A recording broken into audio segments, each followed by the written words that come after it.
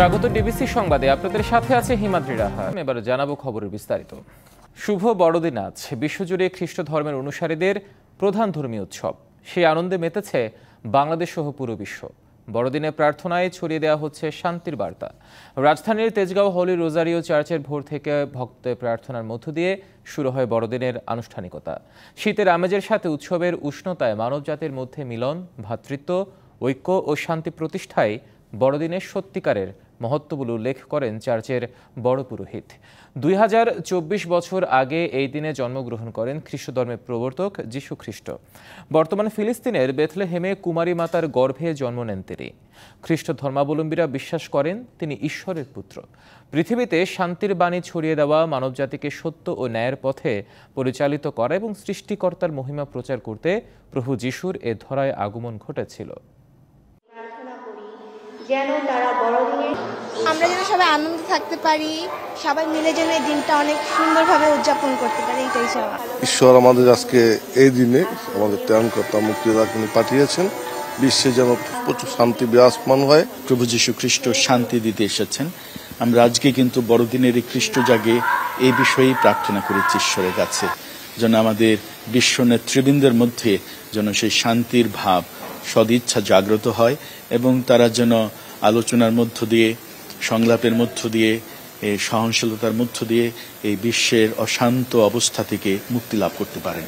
দর্শক, এবার আমরা দেশ জুড়ে রাজধানী এবং রাজধানীর বাইরে বড়দিন উদযাপনের খবর জানবো। রাজধানীতে থেকে আমাদের সাথে যুক্ত হবেন আমাদের দুই সহকর্মী আছেন। আফরিন আনোয়ার আছেন রাজধানীর হলির চার্চ রোজারিওতে এবং হোটেল সোনারগাঁওতে আছেন আমাদের আরেক সহকর্মী মাহফুজা বৃষ্টি। শুরুতে যেতে চাই আফরিন আনোয়ার। আফরিন, আপনি হলি রোজারিও চার্চে আছেন, সেখানে বড়দিন উদযাপনের আয়োজন, উৎসব, প্রার্থনা কেমন দেখছেন? হিমাদ্রি রাহা, আপনাকে বড়দিনের শুভেচ্ছা জানাচ্ছি। মূলত আসলে এই চার্চটিতে এই মুহূর্তে যে খ্রিস্ট জাগ এবং সেই সাথে খ্রিস্টান ধর্মাবলম্বীদের যে বিশেষ প্রার্থনা সেটি অনুষ্ঠিত হচ্ছে, সেটি আসলে সকাল 9টা থেকে শুরু হয়ে গেছে। আপনি দেখতে পাচ্ছেন নিশ্চয়ই ক্যামেরার চোখে যে খ্রিস্টান ধর্মাবলম্বীর যে ভক্তরা আছেন তারা কিন্তু ভোর থেকেই এই গির্জায় এসছেন এবং যে শান্তির বার্তা, যীশু খ্রিস্টের যে শান্তি, মানবতা, ক্ষমা এবং মানবিকতার যে বার্তা, সেই বার্তায় নিজেদের জাগিয়ে তুলতে এবং সেই বার্তা ছড়িয়ে দিতেই কিন্তু তারা প্রার্থনা করে যাচ্ছেন। এবং তাদের আসলে একটা পরিতাপের কথা তারা বারবার বলেছেন যে যীশু খ্রিস্টের যে জন্মস্থান বেথলেহেম, সেই মধ্যপ্রাচ্যও কিন্তু এখন শিশুসহ হাজার হাজার মানুষের রক্তে ভেসে যাচ্ছে।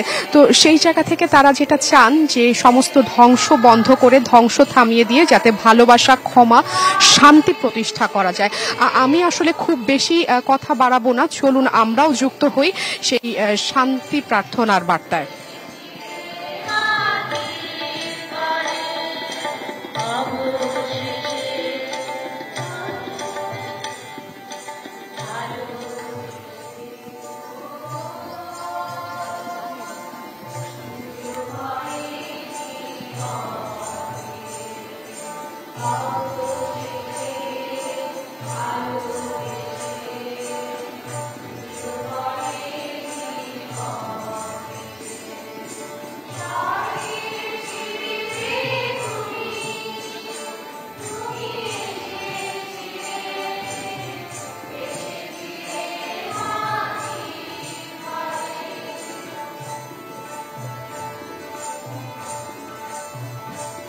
হিমাদ্রি, আজকে যারা আসলে এখানে উপস্থিত হয়েছেন তাদের সাথে আমার কথা বলার সুযোগ হয়েছে। তারা একটা কথাই বারবার বোঝাতে চেয়েছেন যে পুরো বিশ্বে শান্তি প্রতিষ্ঠা হোক, এই বিশ্ব মানবতায় সবাই জেগে উঠুক এবং যেই ঈশ্বরের সাথে মানুষের এবং মানুষের সাথে মানুষের যে ভ্রাতৃত্ব, মায়া, ভালোবাসা, মেলবন্ধন, সেটি যাতে আরো শক্তভাবে প্রতিষ্ঠিত হয়, সেই প্রার্থনাই আজকে ভোর থেকে যারা খ্রিস্টান ধর্মাবলম্বী আছেন, ভক্তরা আছেন, তারা কিন্তু প্রার্থনা করে গেছেন।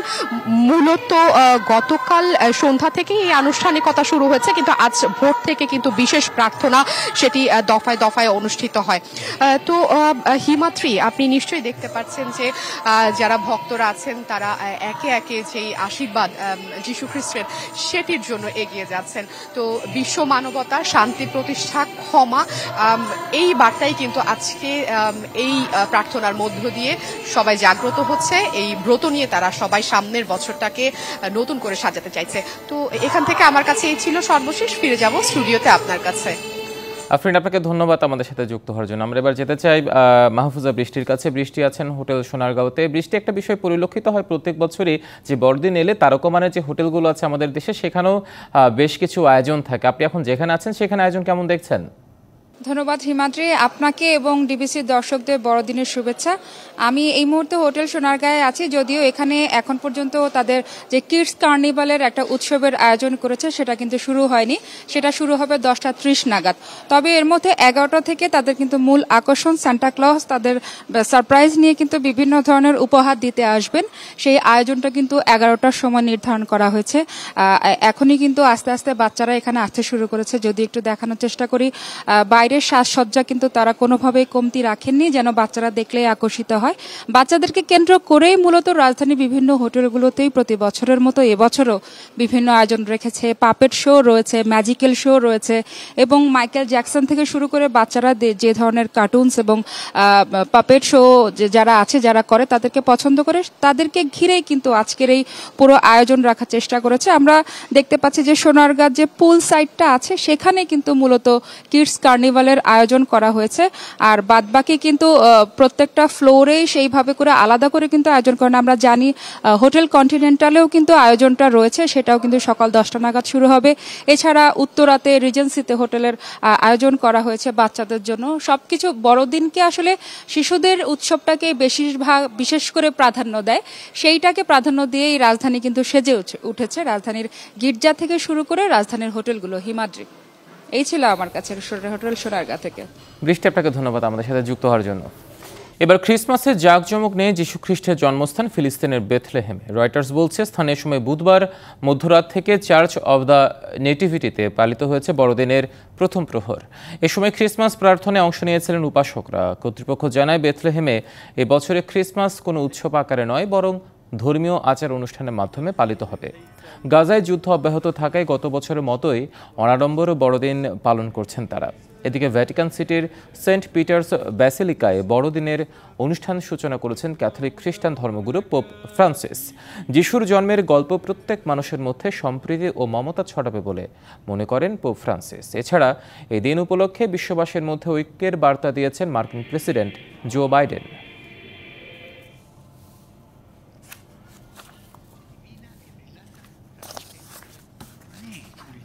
Fine da attendere passivamente. Essa ci chiede perciò di non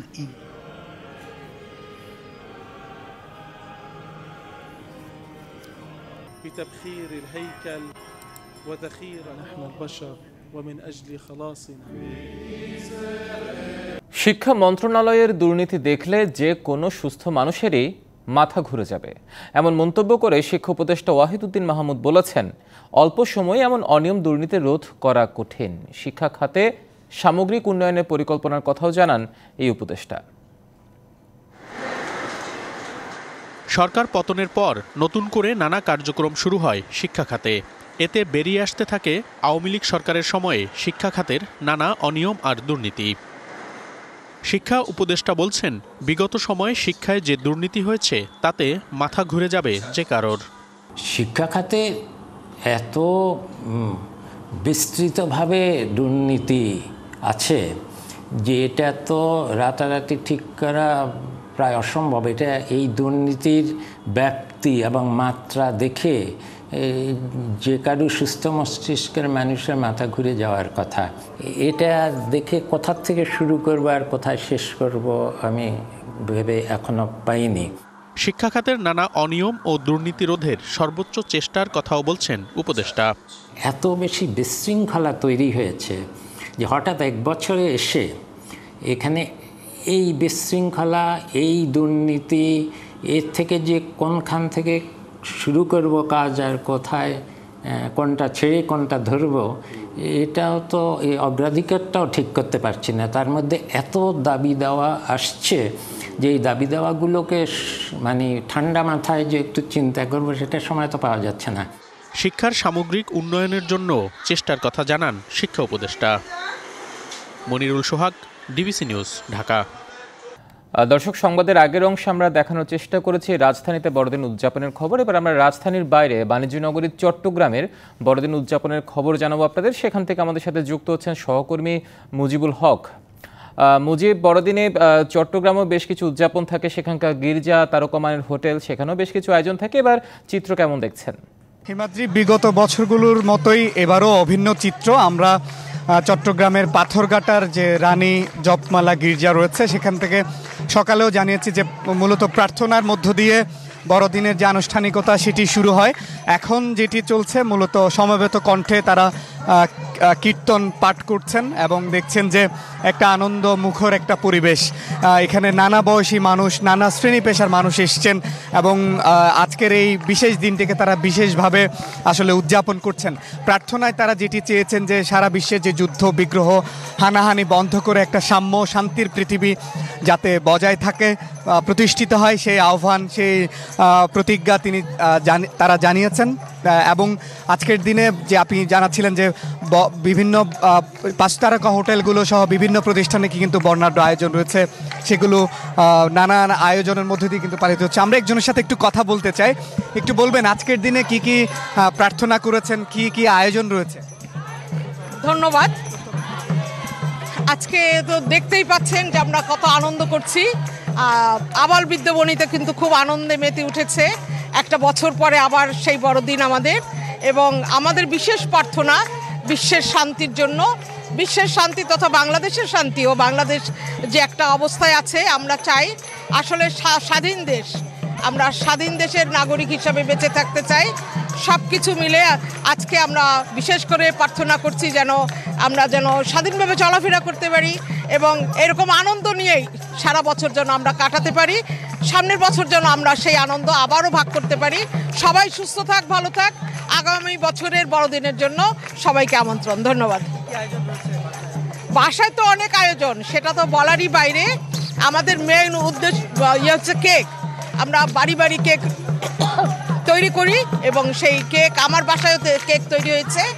thank you. Himadri, শুনছিলেন যে আজকের দিনকে ঘিরে নানান আনুষ্ঠানিকতা রয়েছে, প্রত্যেকটি ঘরে ঘরে আসলে আনন্দের যে বারতা সেটি কিন্তু বয়ে যাচ্ছে। তো সব মিলে এই ছিল খবরাখবর।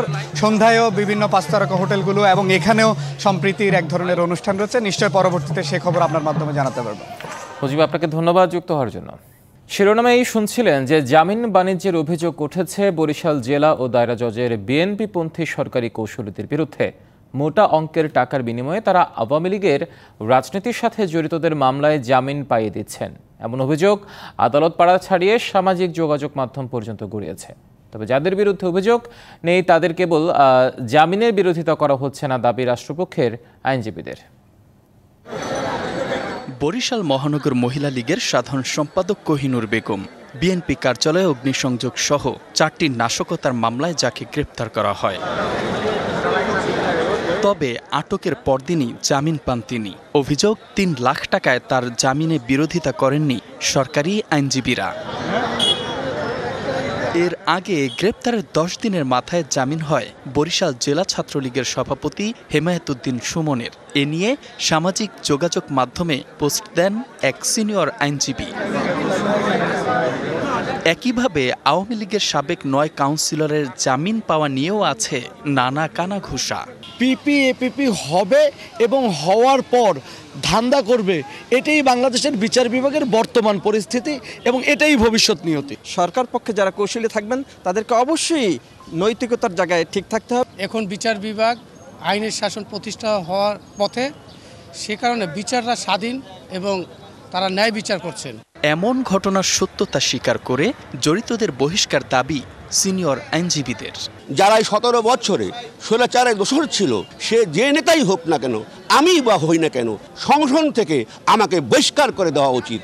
আমরা সবাই থাকি স্বতঃস্ফূর্তভাবে বাধা দেওয়ার চেষ্টা করি। তো সেই ক্ষেত্রে যদি ঢালাওভাবে আইনজীবীদের উপরে দোষ দেওয়া হয় বা সরকারি কৌশলী বা বিএনপিপন্থী আইনজীবীদের, এটা অত্যন্ত দুঃখজনক। সারা বাংলাদেশে একটা ন্যায় বিচার প্রতিষ্ঠিত হয়েছে, বিচারকরা স্বাধীনভাবে কাজ করছে। এই 17 বছর যারা বিএনপি নেতাকর্মীদের উপর নির্যাতন করেছে, তাদের পক্ষে কোনো বিএনপিপন্থী কোনো আইনজীবীর আইনগত সহায়তা প্রদান, এইটা আমি মনে করি তাদের নৈতিকতার অবক্ষয়। সরকারি কৌশলীদের জামিন বাণিজ্যের অভিযোগ খতিয়ে দেখে ব্যবস্থা নেয়ার দাবি স্থানীয়দের। DBC news desk. হিমেল হাওয়ায় জেঁকে বসেছে শীত, ঘন কুয়াশায় আচ্ছন্ন হয়ে আছে জনপদ। উত্তরে হিমেল হাওয়ায় পঞ্চগড় ও চুয়াডাঙ্গায় বেড়েছে শীতের তীব্রতা। ভোর 6টায় পঞ্চগড়ে সর্বনিম্ন তাপমাত্রা রেকর্ড করা হয়েছে 9.3 ডিগ্রি সেলসিয়াস। কুয়াশায় ঢাকা পড়েছে জেলার পথঘাট। বিকেল হতেই জেলায় বাড়ে শীতের তীব্রতা এবং ডায়রিয়া ও শ্বাসকষ্ট সহ নানা শীতজনিত রোগে আক্রান্ত হচ্ছে শিশু ও বয়স্করা। এদিকে চুয়াডাঙ্গায় সকাল 6টায় 14.5 ডিগ্রি সেলসিয়াস তাপমাত্রা রেকর্ড করা হয়েছে। গতকাল চেয়ে আজ তাপমাত্রা কিছুটা বেশি হলেও কনকনে শীতে নাকাল জনজীবন। শীত উপেক্ষা করে কাজের সন্ধানে বেরিয়েছে শ্রমজীবী ও দিনমজুররা। কাজের জন্য দীর্ঘ সময় অপেক্ষা করেও অনেকে কাজ না পেয়ে ফিরে গেছেন। এছাড়া ছিন্নমূল মানুষ খড়কুটো জ্বালিয়ে শীত নিবারণের চেষ্টা করছেন। চুয়াডাঙ্গা সদর হাসপাতালেও বেড়েছে শীতজনিত শিশু, ডায়রিয়া ও নিউমোনিয়া রোগীর সংখ্যা।